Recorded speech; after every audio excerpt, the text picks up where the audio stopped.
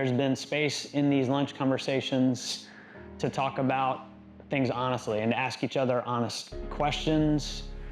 I've appreciated having a brother sitting across the table who's black saying, why do you guys do things this way? Why do you live this way? Why is this the dynamic? I experience this, and why do you think that is?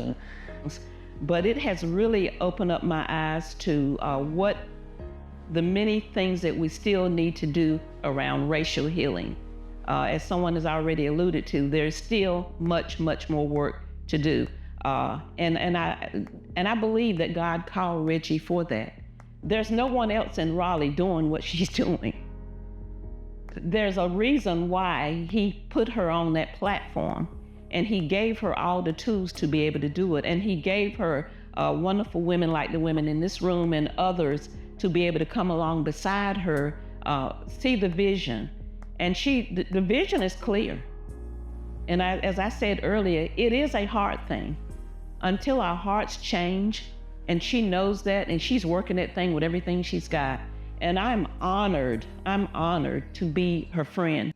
I can't explain why. Like my dad asked me one time, I have always been passionate about racial healing, racial reconciliation, whatever you want to call it.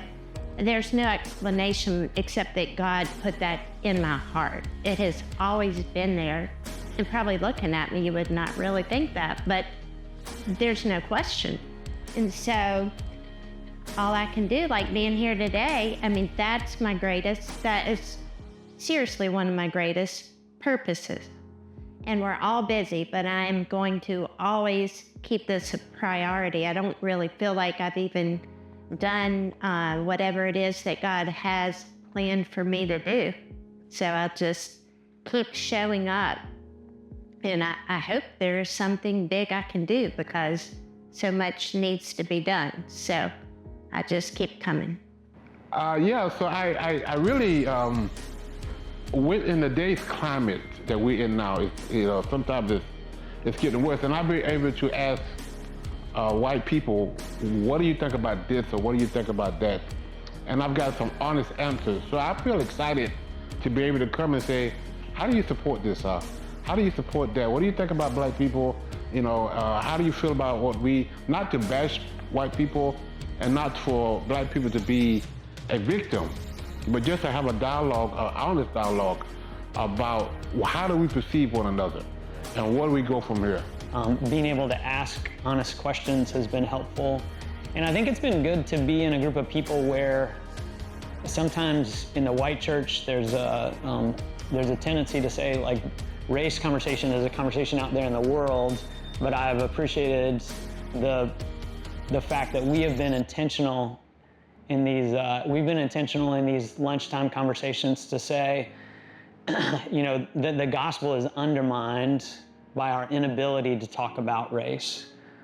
And then in fact, the gospel is strengthened because of the reconciliation component of the gospel, God's desire to reconciliation, people to him, but people to each other.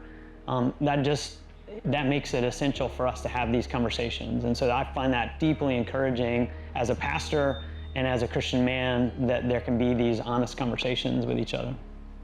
Is that you'll hear perspectives that you may not have heard before, or you may have read about or heard from kind of an influencer or somebody kind of sharing their perspective, but to hear from real people from a different area of Raleigh or the state or the country, a different generation perhaps, or a different community or specific, church community, it's just really eye-opening, and it challenges you, makes you really have to think and wrestle and learn and grow through that process.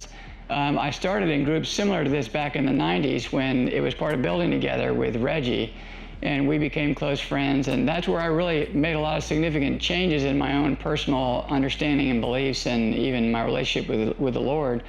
But for this group, what's become really important is to go deeper in meaningful relationships. So one of the things that I'm really excited about is something that's fairly recent, which is the idea of how do we take what we're talking about in these groups outside of the group and make it even more meaningful. Because the whole purpose to me of these groups is to build a foundation that you can go outside of the group with to really have impact and bring about the racial equity and reconciliation that we need.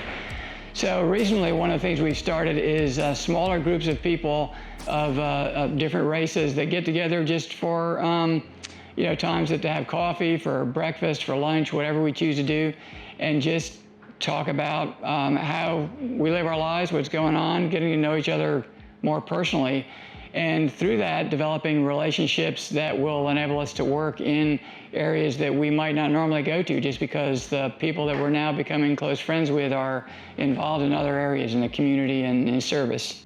This entire program within itself is a bit different and unique because it actually drives you. It looks at the person rather than a group. You have to look within yourself and deal with yourself as you look at the material that we study with in the group. I think the book we're using is some 30 years old, but if you read it today, you would say this was written yesterday. All of the incidences and the type of situations that we face and incur are in fact the same things that we're seeing today. I encourage people to join because it helps you to get beyond your own personal biases, helps you get beyond those things that are holding you back and help you see just what and who you are. Yeah, it's very humbling. You might think that you know a lot, and of course you realize more and more that you don't know.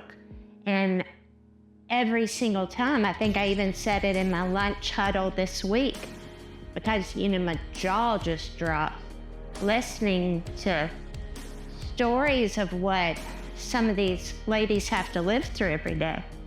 And I've been in these groups.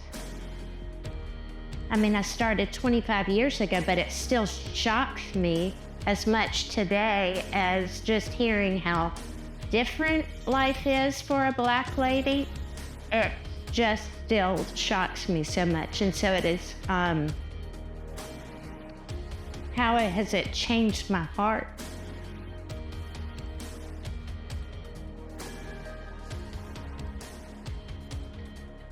That there's just still a lot to do.